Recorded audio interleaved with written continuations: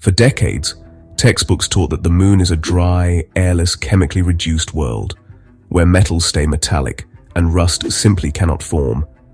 And yet scientists keep finding rust there, not just on the lunar near side that faces Earth, but now inside one of the most ancient impact scars on the far side. If rust needs oxygen and water, how do you rust the moon where there is neither air nor oceans? The latest clue comes from tiny grains inside soil that China's Chang'e-6 mission scooped up from the South Pole-Aitken basin, and those grains may be rewriting the story of how the moon's surface evolved. When planetary scientists say rust on the moon, they are usually talking about hematite, an iron oxide mineral with the chemical formula Fe2O3. On Earth and on Mars, hematite often forms in the presence of water and oxygen, which is why it is a big deal for astrobiology and for reconstructing climate history. In 2020, an analysis of India's Chandrayaan-1 moon mineralogy mapper data revealed widespread hematite at high lunar latitudes, especially on slopes facing Earth. That discovery led to a striking hypothesis: oxygen ions leaking out of Earth's upper atmosphere, carried by our planet's long magnetic tail, sometimes nicknamed Earth wind, may have slowly rusted the moon's poles over billions of years. But there was a catch. Those hematite detections were made from orbit, based on spectral fingerprints in reflected sunlight. Until now, no one had held clearly oxidized iron minerals from the moon in a lab, and proven that strongly oxidized phases like hematite really formed there and were not just contamination. Enter the South Pole-Aitken basin, often shortened to SPA. SPA is a colossal impact crater on the far side of the moon, about 2,500 kilometers across and up to 8 kilometers deep, making it one of the largest and oldest impact basins in the entire solar system. Because of its size and age, probably more than 4.3 billion years old, SPA is a natural time capsule for ancient impacts, interior materials, and magnetic anomalies. It is also mostly on the far side, which rarely sees direct Earth wind oxygen that was originally invoked to explain near-side polar rust. That makes SPA an ideal place to test whether Earth's atmosphere really is the main player in lunar oxidation, or whether something more local and violent is at work. In 2024, China's Chang'e-6 mission landed in the Apollo crater region within SPA, collected nearly 1,936 grams of lunar soil and rock, and returned these far-side samples to Earth. Those grains are now being sliced thinner than a human hair, examined with microscopes and spectrometers, and they are telling a surprisingly oxidized story. A team from Shandong University, the Institute of Geochemistry of the Chinese Academy of Sciences, and Yunnan University has reported the first direct identification of microscopic hematite and maghemite crystals in Chang'e-6 lunar soils. Maghemite is another iron oxide closely related to magnetite and hematite, and both hematite and maghemite are highly oxidized compared to the metallic and ferrous iron usually found in lunar rocks. Using high-resolution electron microscopy, electron energy loss spectroscopy, and Raman spectroscopy, the researchers confirmed the crystal structures and chemical states of these ferric iron minerals. They also checked textures and interfaces carefully to rule out terrestrial contamination, showing that these grains are native lunar products, trapped inside impact-generated melted glass. Crucially, the hematite and maghemite occur together with magnetite within materials linked to a large impact event in SPA's history. That co-location hints that the same violent impact both melted the crust and created a brief, exotic chemical environment where rust could actually form on an apparently airless moon.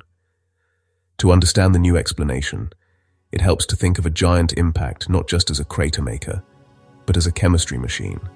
When a big asteroid slams into the moon, temperatures can spike to thousands of degrees, and materials are vaporized into a hot cloud or plume above the surface.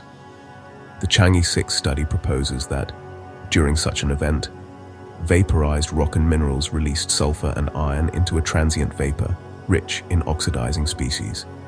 In that brief window, iron atoms could lose electrons and bond with oxygen, forming ferric iron oxides like hematite as the plume cooled and condensed back onto the surface. This picture is backed up by recent molecular dynamics simulations of micrometeoroid impacts on iron-bearing minerals, which show that the impact point can become strongly reducing, favoring metallic iron. while the expanding plume briefly becomes oxygen-rich enough to form oxidized iron minerals.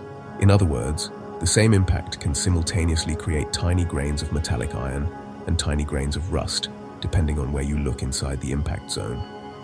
On top of that, earlier studies of Chang'e-6 near-side samples had already found very small magnetite grains and evidence of ferric iron in impact glasses, pointing to localized oxidizing pockets created by impacts. Chang'e-6 extends that story to the far side and provides the first crystal-clear hematite grains to prove it.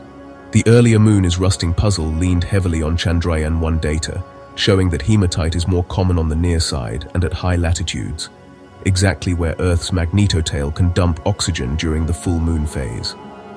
That led to a 3-ingredient recipe: iron-rich rocks, trace water, and oxygen from Earth. That model still fits much of the remote sensing data, especially at polar regions that face Earth, and it is supported by lab work, showing that Earth wind oxygen can, in principle, oxidize lunar-like minerals. However, it struggles to explain strongly oxidized minerals in SPA, which is shielded from Earth's oxygen for much of the Moon's orbit and sits on the far side, away from the most intense oxygen flow. The impact plume mechanism fills that gap.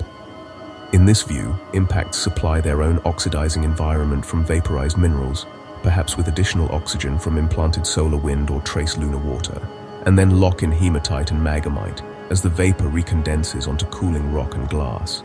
Most likely both processes operate. Earth-supplied oxygen may enhance rust formation on the near side at high latitudes, while impact-driven plumes create pockets of hematite and maghemite anywhere big impacts occur, including far-side regions like South Pole-Aitken. Rather than a single cause, lunar rust appears to come from a network of overlapping chemical pathways. Why does it matter whether tiny grains of rust exist in ancient lunar soil? One reason is that these ferric iron minerals appear to be closely tied to mysterious magnetic anomalies around SPA. Some regions of the lunar crust host surprisingly strong magnetic fields, even though the Moon lost its global magnetic field billions of years ago. The new study suggests that magnetic minerals like magnetite and maghemite, produced alongside hematite in impact-driven oxidation, could be the carriers of localized magnetic fields observed in the northwestern part of SPA. That helps explain why some areas of the lunar crust are strongly magnetic, while others are not, and ties magnetism directly to impact history and chemical evolution. Hematite grains themselves also carry a record of redox conditions, the balance between oxidizing and reducing environments, at the moment they formed. By dating these grains and analyzing their chemistry in more detail, scientists can reconstruct when big impacts happened, how thick the crust was in different regions, and how the Moon's interior and surface interacted through time. There is also a resource angle.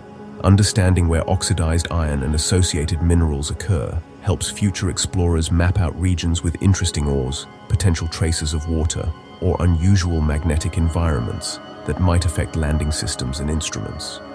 Even subtle differences in mineralogy can matter when you are planning long-term human or robotic presence on the lunar surface. This Chang'e-6 hematite and maghemite result is likely just the first wave of oxidation science from far-side samples. More detailed work will target oxygen isotopes in these iron oxides, which could tell us whether any of the oxygen came from Earth's atmosphere, the solar wind, or purely lunar sources. Future missions will sharpen the picture. China's planned Chang'e-7 mission aims at the lunar South Pole and will carry instruments designed to map water ice and surface composition at high resolution. NASA's Artemis program, along with robotic payloads like Lunar Trailblazer and other small satellites, will provide new orbital data on water and hematite distributions, building on the original Chandrayaan-1 Moon mineralogy mapper heritage. On the theory side, more high-fidelity simulations of micrometeoroid and asteroid impacts will explore exactly how long oxidizing plumes last, how far they spread, and how often they can generate hematite on airless worlds. Those results will feed back into models of space weathering, not just on the Moon, but also on asteroids and other rocky bodies across the inner solar system. So what does moon rust at South Pole-Aitken really tell us? It tells us that the lunar surface is not just passively sandblasted by space, but chemically sculpted by rare, violent events that briefly turn parts of it into high-temperature chemistry labs. The Chang'e-6 hematite and maghemite grains show that strongly oxidized minerals can form in an overall reducing environment through impact-driven vapor phase reactions, without needing a thick atmosphere or oceans. Combined with earlier near-side hematite detections that likely involve Earth's oxygen, they point to a moon whose surface chemistry is shaped by a tug-of-war between reduction and oxidation, solar wind and magnetotails, micrometeoroids and mega-impacts.